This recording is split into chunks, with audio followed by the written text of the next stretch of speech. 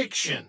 The front door of apartment 101 clicked open quietly. Jack slipped inside, his shirt half untucked, his hair a mess, and a faint smear of Karen's red lipstick on his cheek. Karen trailed behind him, giggling softly and pulling him toward the sofa in the living room. "Yes, we'll have the second fitting tomorrow night," Jack was saying loudly, using his best flamboyant tailor voice, hoping if anyone was awake, they'd buy the act. "Good night, darling. Ta-ta." "Do not fool me with that second fitting," Karen whispered, pulling him down onto the sofa cushions. "You don't even have a tape measure. Maybe that's why they need a second fitting," Jack reasoned, trying to pry her hands off his collar. Suddenly, a lamp clicked on in the hallway. Stanley Roper stood there, his hair standing on end, his eyes wide with horror. He was wearing his bathrobe, tightly belted over his pajamas.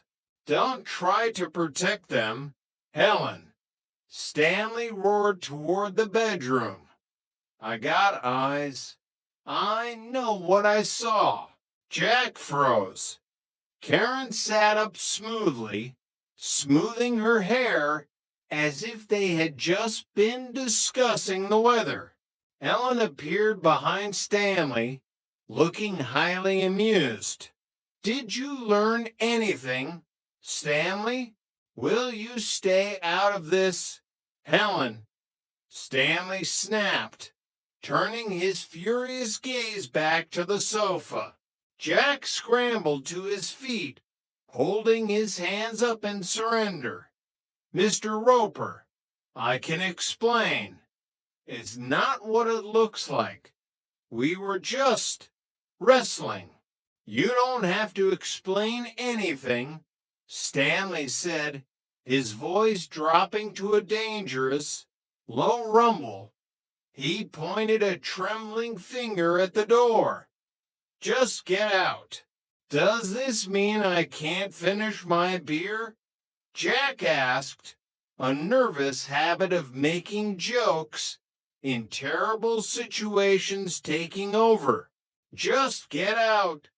And I mean out of this building," Stanley bellowed, advancing a step. "Pack your things and leave. You're evicted." Jack looked at Karen, hoping for some backup, but she was busy inspecting her cuticles. "Say good night to Karen for me." Jack mumbled, defeated. He grabbed his jacket from the armchair and headed for the door. As Jack trudged out, Helen turned to her husband. "Don't you think you were a little harsh, Stanley? They're young." "I wasn't harsh enough," Stanley said, his face purple. "You saw what he was doing with my niece. He was acting normal." Helen sighed. "Well, that is a shock. That's sick," Stanley declared, marching back to the bedroom. Jack slowly climbed the stairs to apartment 201. His heart was heavy. He hadn't gotten the cameo. He had missed Jeanette's birthday dinner. And now he had gotten himself and the girls evicted. It was the worst night of his life. He paused at the door, taking a deep breath before turning his key in the lock. The apartment was dark. A single candle flickered on the dining table, illuminating the mutilated remains of a chocolate cake. "Yeah, it's me, Jack," he announced softly to the shadows. From the kitchen, Chrissy's voice called out sharply, "No, Chrissy, there's nobody there." Jack winced. "You don't have to get hostile just because I'm a little late, Johnny." Jonna stepped out of the shadows, her arms crossed tight across her chest. Her eyes were furious. "Get lost. I have something I want to do." Jack walked over to the table, dragging his finger through a smudge of frosting. "Hey, you know something? This cake is delicious. Jimmy must be furious he missed it." "Silence! Jonna, Chrissy." The girls glared at him, absolutely silent.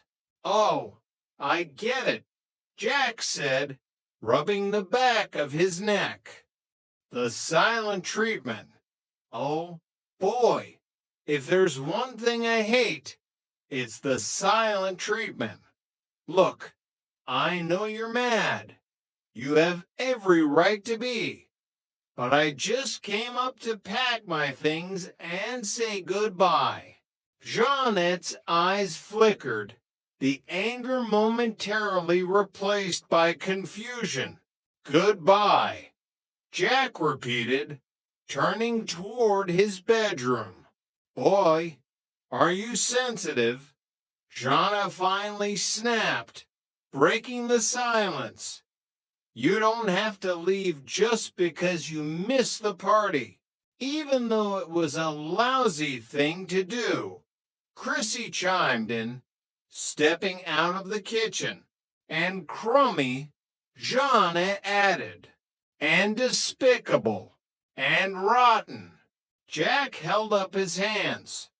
"Could we go back to the silent treatment? It was less painful. You don't have to move out, Jack," Jonna said, her tone softening just a fraction. "I'll get over it. Eventually. I'm not moving out because of you," Jack said miserably. "Roper threw me out. I'm evicted." "Roper," Chrissy gasped. "Why, yeah, I had a little trouble in his car." Jonna crossed her arms again. "What happened? Did she say no?" "Actually, Roper's car overheated on the freeway," Jack explained. "And then Roper's niece overheated on the living room sofa. And then Roper came in and caught us, and that's when the whole place boiled over." "Well, what happened?" Chrissy asked, her eyes wide. "Nothing happened," Jack insisted. "She practically attacked me. I was trying to get away, but he kicked me out anyway. He thinks I'm normal now. I have to move." "Oh, Jack," Jonna sighed, the anger completely draining out of her. She walked over and touched his arm. "Yeah. Oh, we don't want to lose you," Chrissy said, joining them. "Oh, that Roper," Jonna said, her loyalty instantly shifting back to her roommate. "He's got a lot of nerve throwing his weight around like that." "Listen, you," Chrissy said, standing tall. "This is a partnership here. And if he throws one of us out, then he throws us all out. Right, Jonna?" "Right," Jonna said firmly. "Right," Jack agreed, touched by their solidarity. Suddenly, there was a tentative knock at the open front door. They all turned to see Karen standing there, looking sheepish. "What?" Jack asked, exhausted. "I just came up to apologize," Karen said, stepping inside. For my niece. She paused, realizing her mistake. I mean, my uncle.